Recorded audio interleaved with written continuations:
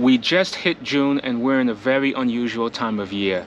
Normally I'm expecting temperatures in the 80s to 90 degrees as the highs, and the low temperatures should be about 70 degrees. But for some reason, nighttime temperatures have been mid 60s, sometimes even hitting the upper 50s at night. And that's very unusual. And because of that, I'm seeing weird things happen in the lawn. My lawn growth hasn't been exploding like it normally would at this time of year.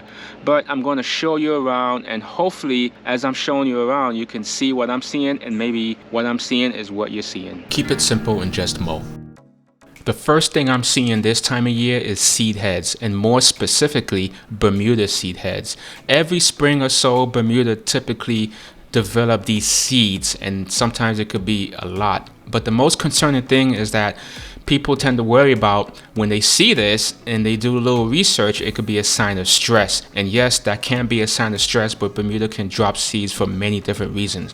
One of them can be, as I mentioned, stress. Another reason can be maybe it needs more water, or maybe you're watering too much, or maybe it lacks nutrients. But there's many different reasons why Bermuda develops seeds. And every spring, this is a pretty much consistent cycle that happens every single year. Now, if you've been following the channel for a while, you know I have new sod. Being more specific, I have Celebration Bermuda. This is common for Celebration Bermuda to develop these seed heads. It's really nothing to worry about.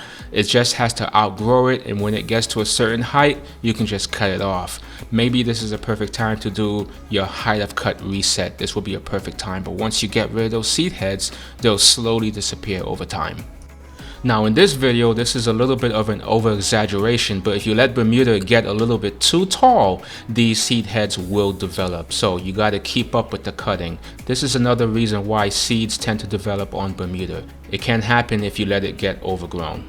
In this video, this is poa. This is annual bluegrass that's dying. So if you had a poa problem during the winter time and you start to see this is your annual bluegrass that's just slowly dying. Heat will kill annual bluegrass naturally. This is what it looks like. This here is worm castings. Again, nothing to worry about. This is just Mother Nature's natural way of providing aeration for you. So nothing to worry about here. Now this was a spot. I know what this is. It was my fault. I spilled paint on this little spot right here.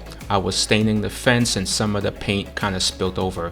But I wanted to point this out because if you have spots on your lawn, more specifically bare spots, you got to figure out why that's happening. The most common reasons I'm noticing is that there's some type of hard debris under here. So take a screwdriver, try to see if you can stick it in all the way. And if you can't, that's your answer. You have some type of hard debris under that spot. The good thing about Bermuda, as long as you have full sun, any spots you have will recover with time. Bermuda is self-repairing, so don't stress over it. I made a few videos about repairing the bare spots, and you can use sand and a little bit of potting soil over the spots, and those stolones and rhizomes will start to reach in to fill those spots as quickly as possible. And what you're seeing me do right here is actually remove some of the material, the top layer, apply a little bit of sand, and this spot will fill in no time.